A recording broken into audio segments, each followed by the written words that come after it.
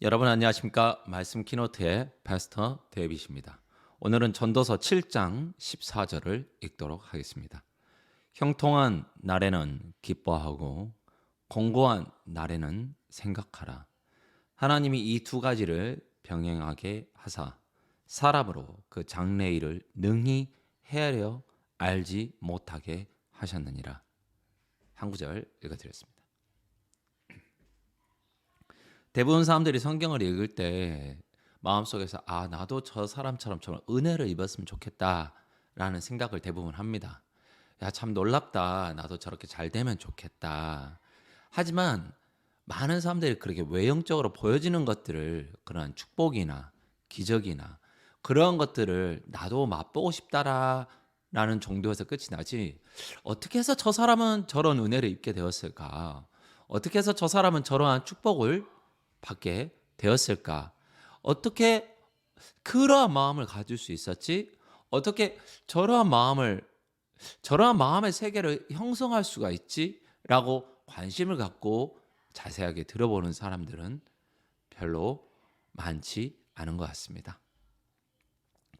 그래서 오늘은 이렇게 전도서 이야기를 좀 하려고 하는데요. 전도서 7장 14절에 보면은 형통한 날에는 기뻐하고 공고한 날에는 생각하라 그랬습니다. 형통한 날에는 기뻐하고 좋아하고 행복해 하는데 공고한 날에는 뭐라 그랬습니까? 생각을 하라 그랬습니다. 공고한 날에 그 문제를 해결하고자 발버둥 쳐라. 공고한 날에 그 문제를 어떻게든 무마시키고자 너의 재간을 써라 라고 이야기하지 않았습니다. 공고한 날에 노력해라. 공고한 날에 더 수고해라. 공고한 날에 더 열심을 내라 라고 하지 않고 생각하라 그랬습니다. 생각. 무슨 생각이겠습니까? 그 문제를 해결? 아닙니다. 하나님이 이 두 가지를 병행하게 하사 사람으로 그 장래를 능히 헤아려 알지 못하게 하셨느니라 그랬습니다. 그 말은 무슨 말이겠습니까? 아무리 헤아려도 알지 못하게 하셨다 그랬습니다. 그 말인즉슨 너에게는 답이 없다라는 겁니다. 성경에 나와 있는 많은 캐릭터들 한번 보십시오. 38년 된 병자. 유명하죠. 38년을 노력했던 결과가 어떻습니까? 중풍병자입니다. 누워있는 겁니다. 아무것도 할 수 없는 겁니다. 능력도 안 되고. 그 결과가 어떻습니까? 너무 비참하죠. 그래서 병이 나으려고 왔지만 예수님이 소자야 내 죄사함 받았느니라 라는 마음에 일하시는 그 세계를 먼저 마음에 받아들인 겁니다. 갈릴리 가나의 혼인잔치 포도주가 떨어졌죠. 여러분은 어떻게 하시겠습니까? 포도주를 또 구하려고 하겠죠. 포도주는 구할 수 있는 거니까. 하지만 예수의 어머니는 어떻습니까? 그렇지 않고 예수님에게 갑니다. 실로암에 가게 된 날 때부터 소경된 자는 어떻습니까? 그 전에도 그 이후에도 날 때부터 소경으로 된 자가 눈을 뜬 적이 없다고 그랬습니다. 길이 없습니다. 방법이 없습니다. 어떤 수단이 통하지 않습니다. 저번 주부터 이야기했던 기생 라합이나 여호수아나 생각해 보십시오. 산성입니다. 산에 있는 정말 높은 곳에 있는 어마어마한 성인데 어떻게 치겠습니까? 기생 라합을 보십시오. 기생입니다. 몸을 팔고 웃음을 팔고 그렇게 사는 여자의 삶 가운데 이스라엘 백성들이 다가온다. 생각을 한 겁니다. 과연 이 여리고 성이 이 사람들이 저 이스라엘 백성들이 이길 수 있겠나? 생각을 하는 겁니다. 그 생각의 결과가 어떻습니까? 나에게선 답이 없다. 나로 말미암아서는 안 된다. 그때 어떻습니까? 예, 이야기할 수 있는 거지요. 하나님 앞에 나아갈 수 있는 거지요. 진짜 하나님하고 대화가 되는 겁니다. 하나님, 이 문제를 해결하실 수 있는 분은 당신밖에 없습니다.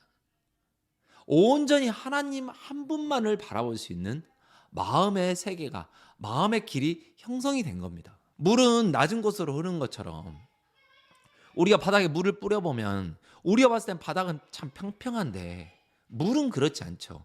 조금이라도 더 낮은 곳으로 흘러가는 것처럼.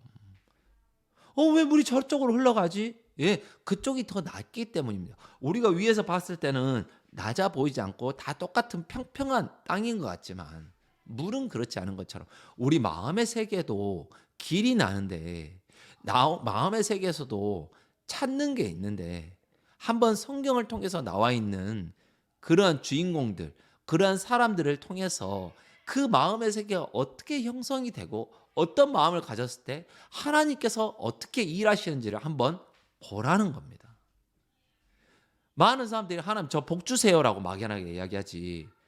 저 사람은 저러한 마음을 가져서 복을 입었구나 라고 마음에 실질적으로 나도 저러한 마음을 사모해야 되겠다. 나도 저러한 마음을 가져야 되겠다라고 생각하지 않는 것처럼 여호수아는 분명하게 하나님을 만나서 알았습니다. 뭘 알았습니까? 저번 시간에 말씀드린 것처럼 네 발에 신을 벗어라. 왜? 이것은 거룩한 땅이라 하나님께서 역사하시는 곳이기 때문에 사람의 능력이, 사람의 수단이나 방법이나 그 능력이나 지혜가 필요하지 않고 온전히 하나님 한 분만이 일하시는 곳이기 때문에 네 신을 벗어라. 그건 마음에 이야기하는 겁니다. 걱정이란 건 언제 합니까? 내가 감당할 수 있을 때나 걱정하는 거지. 염려라는 건 언제 하는 겁니까? 이 문제를 어떻게 해결할 수 있겠다라는 어떤 길이 있으니까 염려라도 하지. 어떤 길이 없고 정말 방법이 없고 38년 된 병자처럼 날 때부터 소경된 자처럼 정말 아무 길이 없고 방법이 없을 때 온전하게 하나님 아버지 한 분만을 바라볼 수 있는 겁니다. 여러 마음에 여러 가지 수단과 방법이 있음에도 불구하고 하나님을 찾는다라는 건 정말 어리석은 겁니다. 여러분 마음이 높은 겁니다. 내가 아무리 좋은 차가 여러 대가 있어도 오늘 내가 차를 모을 수 있는 건 한 대밖에 없습니다. 또 다른 한 대를 몰기 위해서는 그 차에서 내려서 나와서 다른 차에 타야 되는 거죠.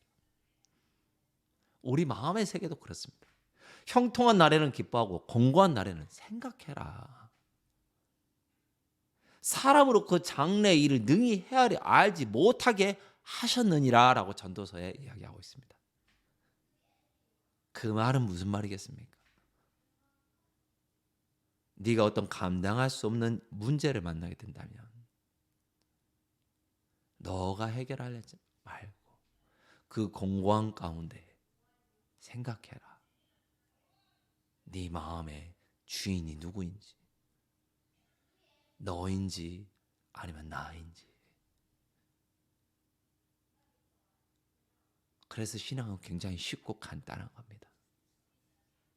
나를 바라보는 게 아니고 온전하게 능력 되신 하나님 한 분을 바라보고 믿는 겁니다. 내가 이 일을 해결할 수 없어. 그걸 정확하게 안다면 너무나도 쉽게 능력 되신 그 하나님 한 분만을 바라보실 수 있습니다. 여러분의 생각을 내려놓고 여러분의 지혜를 내려놓고 온전히 말씀만을 믿고 사시는 귀한 신앙인이 되시기를 간절히 바랍니다. 평안하십시오. 감사합니다.